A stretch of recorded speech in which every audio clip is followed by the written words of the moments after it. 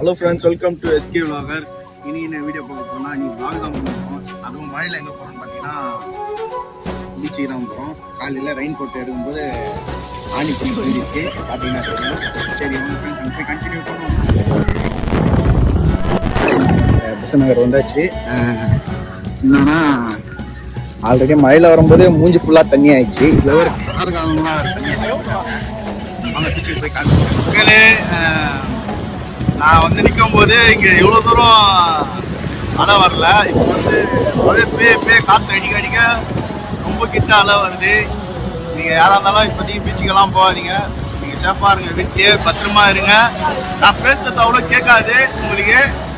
அலை பார்த்தீங்கன்னா உங்களுக்கு எவ்வளோ பெருசாகுதுன்னு பார்த்துட்டீங்க நீங்களே. அதனால் எல்லோரும் சேஃபாக இருங்க. யாரும் போய் மழையில் எங்கேயும் சுற்றாதீங்க, பாதுகாப்பாக இருங்க.